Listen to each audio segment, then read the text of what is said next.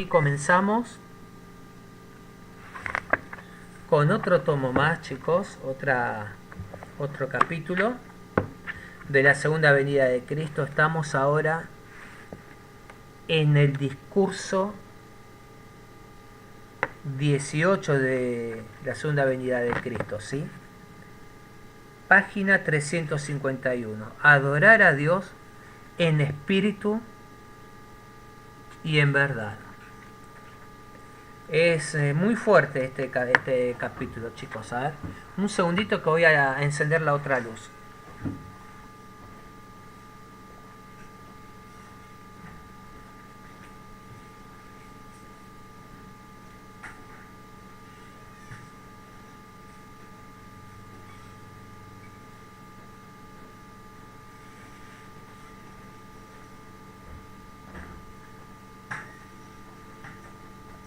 A ver, ahora sí. Vamos a comenzar bien. Y dice así. Vamos a ver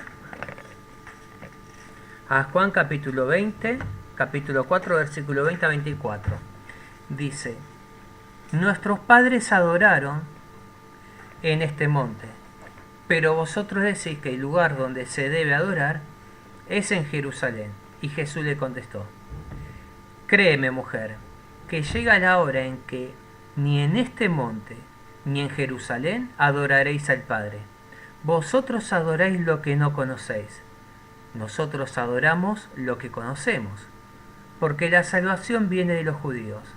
Pero llega la hora, ya estamos en ella, en que los adoradores verdaderos adorarán al Padre en espíritu y en verdad, porque así quiere el Padre que sean los que le adoren. Dios es espíritu, y los que lo adoran deben adorar en espíritu y en verdad. Es muy importante, corazones, la explicación que nos va a hacer Yogananda sobre esto. Y acá vamos a ver lo que es la mujer de Samaria, parte 2. Recordemos que muchas personas dicen que rezan, que oran, pero en verdad hacen cualquier cosa menos eso. Porque si realmente adoraran en verdad y en espíritu, no cometerían los desatinos que hacen en su vida. ¿Van comprendiendo, corazones, todos? A ver, ¿escuchan bien?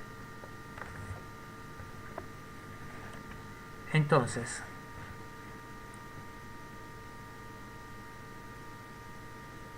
sí, pero de la boca para adentro, vacío.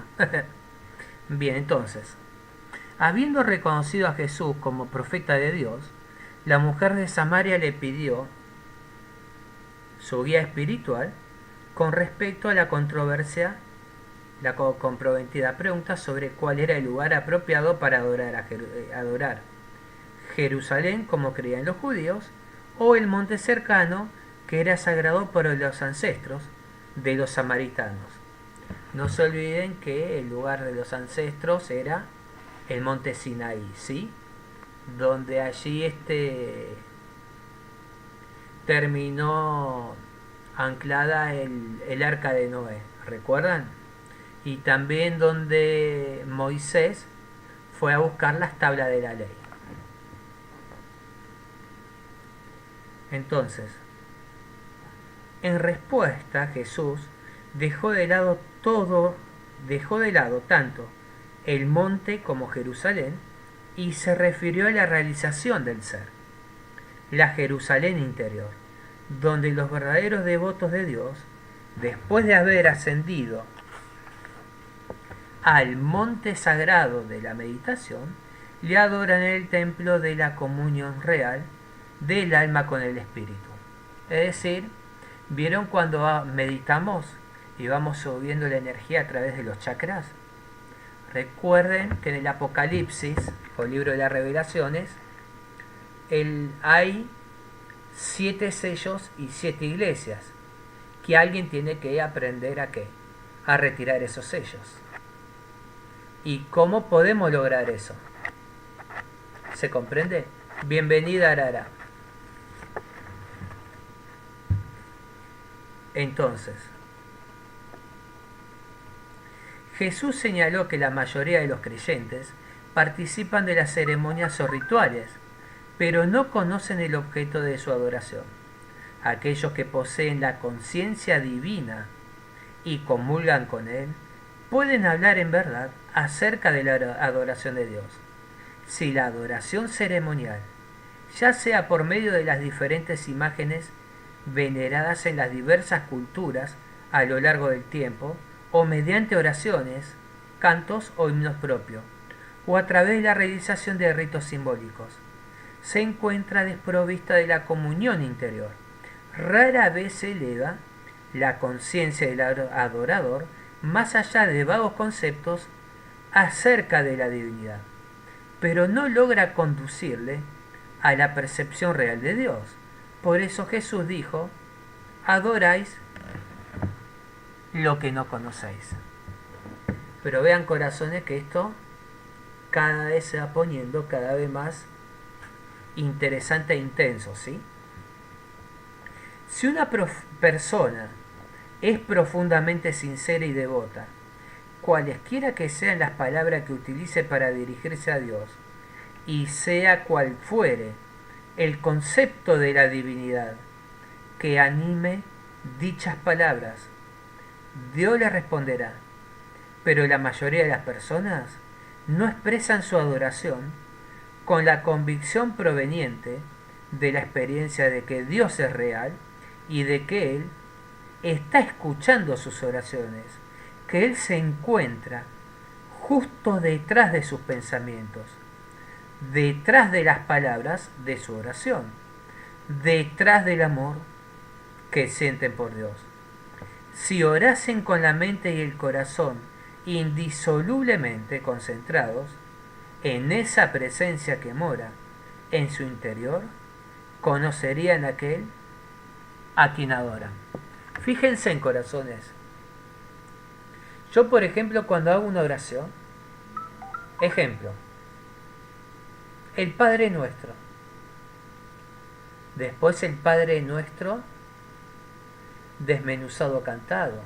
O una oración que yo tengo ahí del Padre Nuestro que me encantó, la tengo así escrita hace mucho. Ustedes van a sentir que cada palabra les hace estremecer el cuerpo. Comienza a correr una vibración, una energía. Y ustedes sienten que el amor de Dios los invade. No sé si ustedes han experimentado esa parte de cómo el amor de Dios los invade a ustedes. ¿Lo han sentido alguna vez? Eso es algo, ¿cómo decirlo? Bueno, uno quisiera permanecer allí, en ese estado, pero es bellísimo. Y lo más importante, una de las explicaciones que yo les hago a las personas, yo les digo, ¿vieron cuando nos da el sol? Y el sol produce una sombra en nuestro cuerpo. Yo les pregunto, ¿de quién es esa sombra? ¿Y cómo va a ser? De mi cuerpo. Digo, ¿estás seguro que esa sombra es tu cuerpo? Sí, de mi cuerpo. ¿Seguro? ¿No es la sombra de Dios? Y ahí se me quedan pensando en lo que yo les digo. ¿Cómo? ¿Cómo va a ser la sombra de Dios? Digo, ¿y por qué no le digo? Si nunca estamos solos. Jamás. Eso les ha dado mucho que pensar a muchas personas cuando yo le digo así. Que esa sombra, cuando ellos se sienten solos o desamparados, que no vean que es una mera sombra, sino que es la sombra de Dios, del Padre, que jamás están solos. Algunas personas han comenzado a prestarme atención y cuando han sentido esas inquietudes, enfrentamientos emocionales dolorosos y demás, comenzaron a sentir la presencia de Dios, que ya no estaban solos. Entonces fíjense, como un pequeño ejemplo, lo cambia todo. ¿Sí? Bien.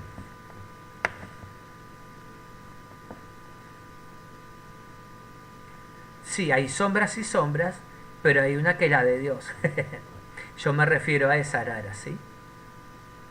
La razón por la que Dios continúa siendo desconocido para millones de personas que le adoran en templos, iglesias, ciudades santas, pagodas y lugares de peregrinaje, es que los instrumentos físicos del conocimiento pueden captar únicamente los productos del Creador. La divinidad misma solo se percibe por medio de la facultad supramental de la intuición, el poder que Dios le ha conferido al alma para conocer la verdad. ¿Se acuerdan que casualmente, digo casualmente porque nada es casual, sino causal, estábamos hablando de Ami, en lo que se decía de que Dios, esos fenómenos hay que reconocerlos con la intuición, con lo único que el ser humano tiene para que sepan de que es verídico lo que están viendo. Ejemplo, un ovni, un extraterrestre, etcétera, etcétera. ¿Sí? Como por ejemplo la nave es invisible. Y nosotros igualmente lo estamos viendo. ¿Cómo lo vimos? Se ve sencillamente con esa parte que muchos tenemos dormido. Entonces hay que despertar esa partecita, ¿sí? ¿Van comprendiendo? Entonces todo esto se percibe mediante el poder intuitivo del alma. Bien. Cuando uno calma la inquietud mental, recoge la conciencia en su interior y establece contacto con el alma. Se despierta la facultad de la intuición por medio de la cual se revela la presencia de Dios. Es en el tabernáculo de la meditación profunda, el templo de la intuición del alma, donde el devoto es presentado a Dios por vez primera.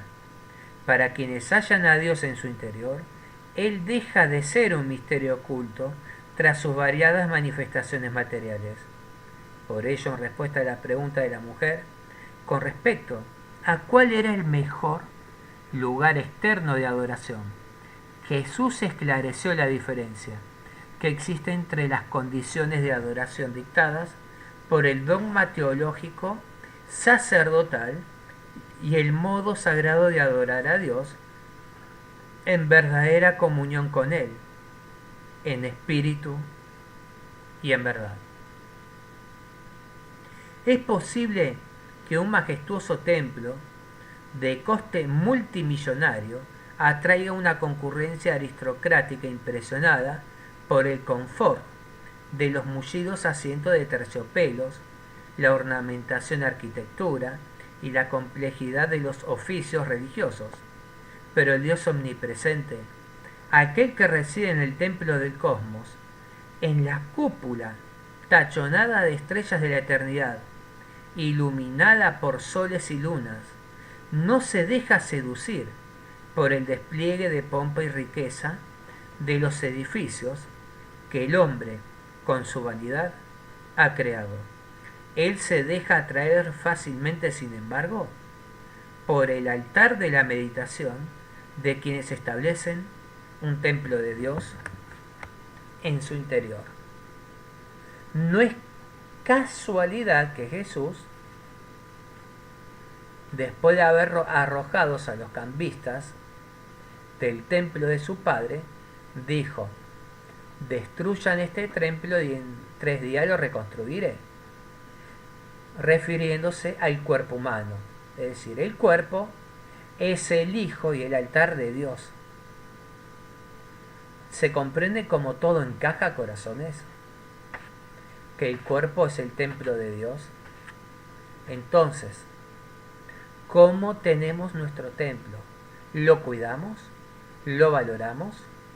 Pero ojo, si mi templo es si mi cuerpo es el templo de Dios, todos los demás también lo son. El de Arara, el de Jovita, el de Liliana, el de Linda, el de Noelia, el de sus esposos, hijos, padres, abuelos, nietos, ¿sí? Todos. Eso significa que la presencia de Dios está en todos. Entonces, el tema es el despertar. Porque una cosa es soñar y otra cosa es comenzar a despertar la conciencia, expandirla. ¿Van comprendiendo todo? Cómo las enseñanzas de los diferentes días se van unificando, corazones. Todo encaja muy bien uno con el otro. Bien. Bueno.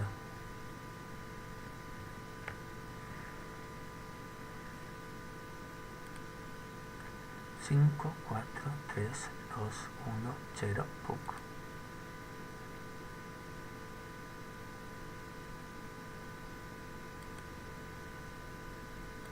Cinco, 4, 3, 2, 1, 0.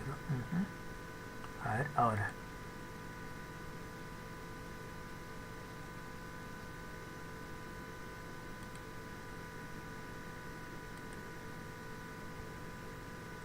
A ver, chicos, ¿se escuchan ahí?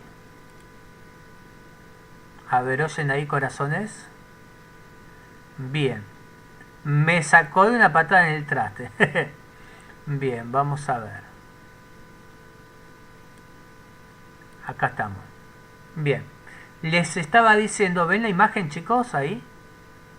¿Ven la imagen todos? A ver, ¿ven la imagen?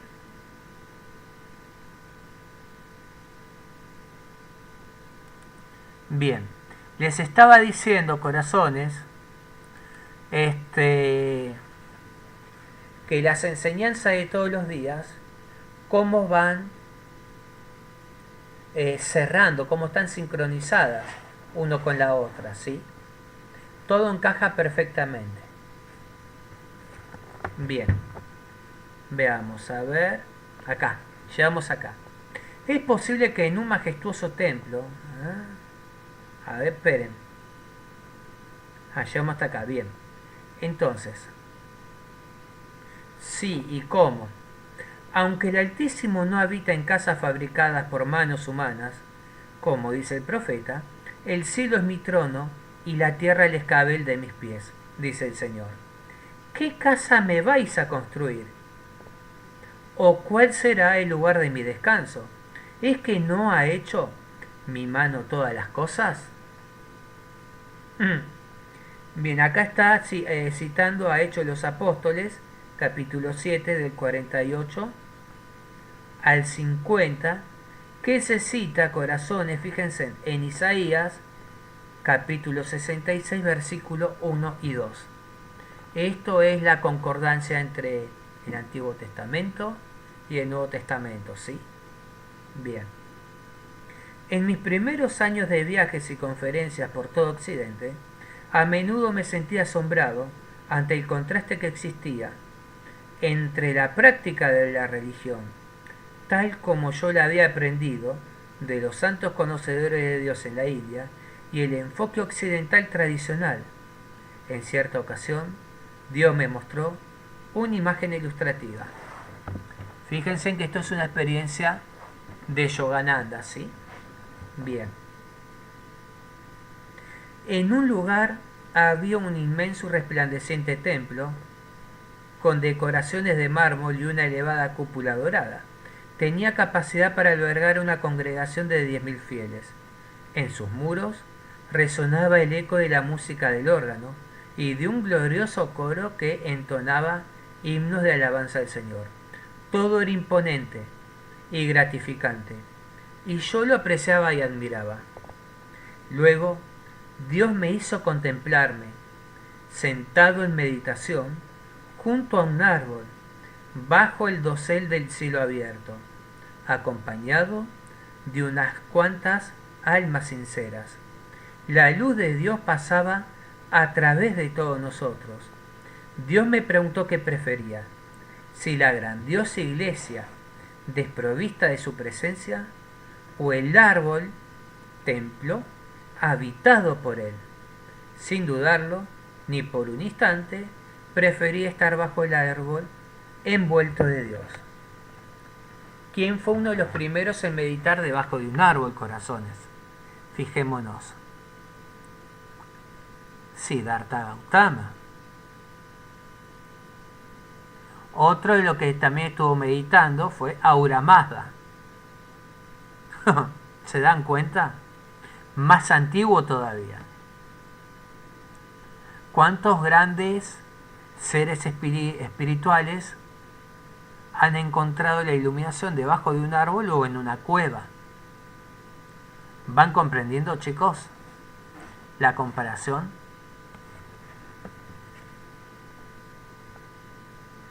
No obstante, cuando argumenté que harían faltas algunos edificios del tamaño adecuado para abrigar su obra y que él podía estar entre esos edificios como bajo el árbol, él se rió.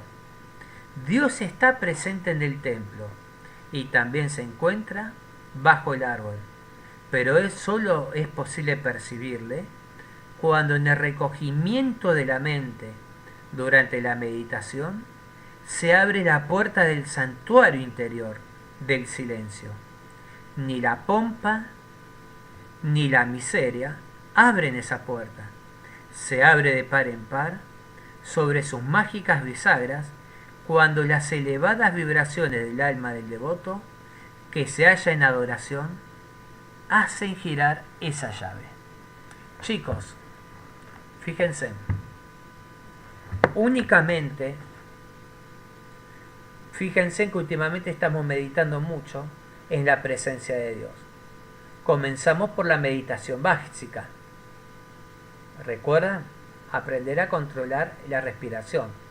Inhalo 5, corto y retengo 5, exhalo 5, corto y retengo 5, que es 1. Después meditaciones alternadas. Hicimos meditación del silencio. Y ahora comenzamos a meditar en la presencia de Dios. En Kriya tenemos que meditar visualizando obviamente el entrecejo, ¿sí? Cada cosa en su sitio.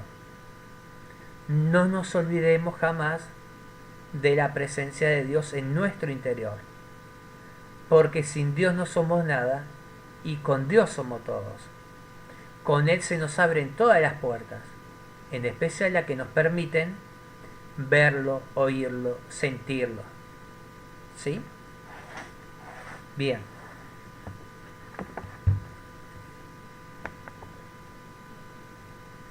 La tranquila cima de las montañas y los lugares sagrados, santificados por la presencia de los maestros, son sitios apropiados de adoración, pero por sí mismos solo proporcionan un ínfimo beneficio a las personas inquietas y de mentalidad materialista.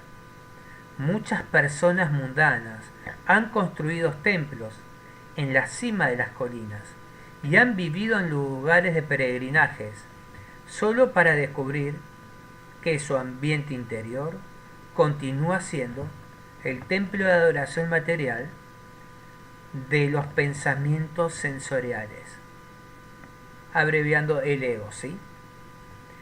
Por ese motivo, Jesús enfatizó que la verdadera adoración de Dios no se halla sujeta al lugar, ni se encuentra en la comunión imaginaria del simple silencio exterior, sino que tiene lugar en el contacto interior inherente a la percepción espiritual.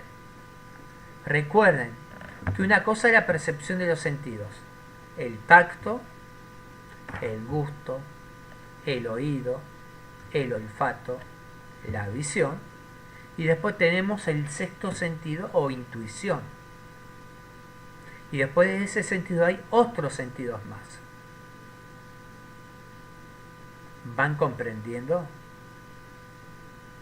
Recuerden que tienen la clarividencia, telepatía, ¿sí?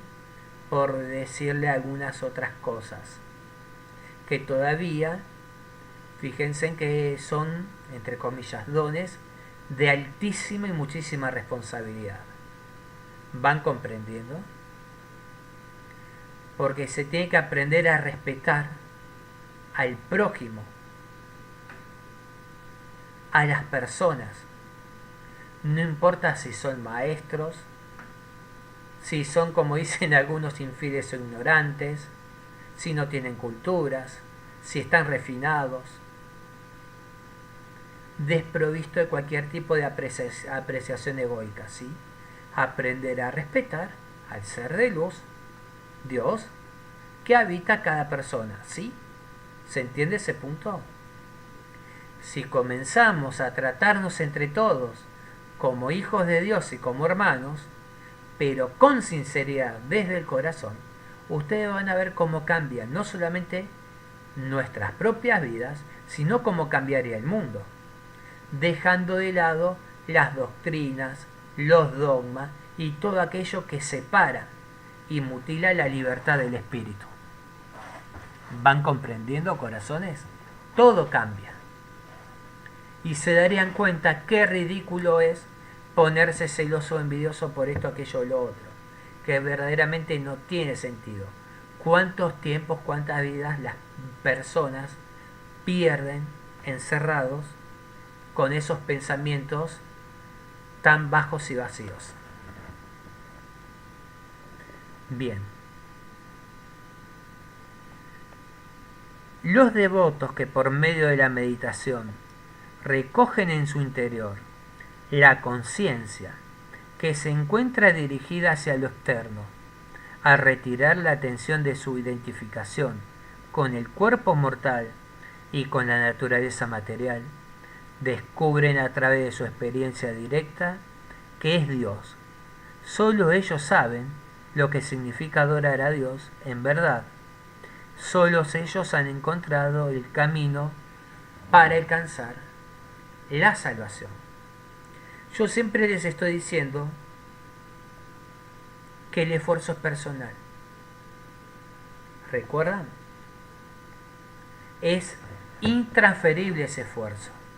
Nadie puede hacer la tarea por mí. Yo debo realizarla. Yo mismo debo comprometerme a ello. ¿Sí? ¿Queda bien claro para todos, para todas?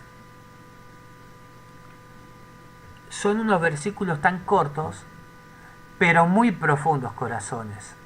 Es impresionante la calidez y la gran verdad que hay en estos versículos tan hermosos y bellos. Y cuánto podemos aún expandernos en su significado y comprensión. Pero claro, recordemos como los bebés, un paso a la vez, que sea seguro, sólido, nítido, ¿sí? Para poder realizar el otro paso. Tenemos que aprender a adquirir equilibrio.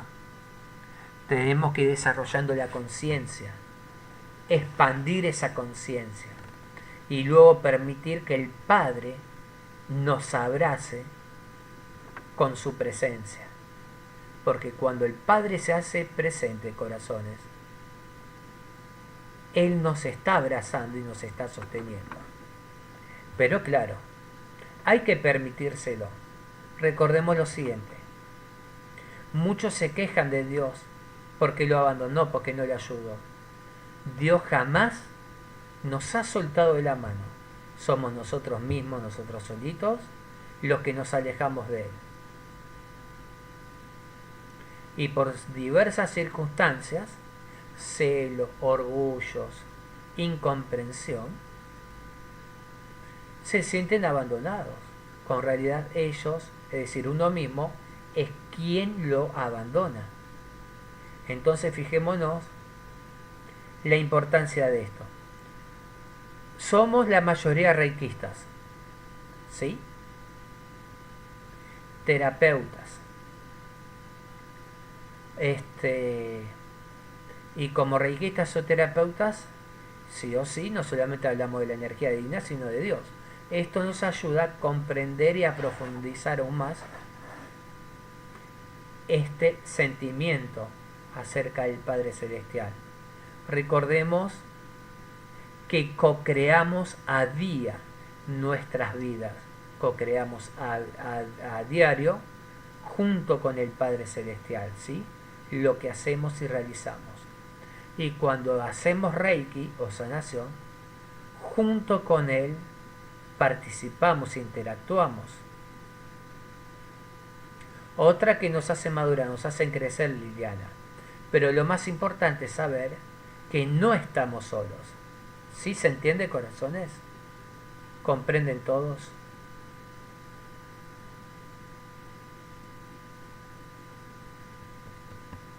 Bien, vamos a dejar esto hasta acá y hacer una pequeña pausita, ¿sí? A ver.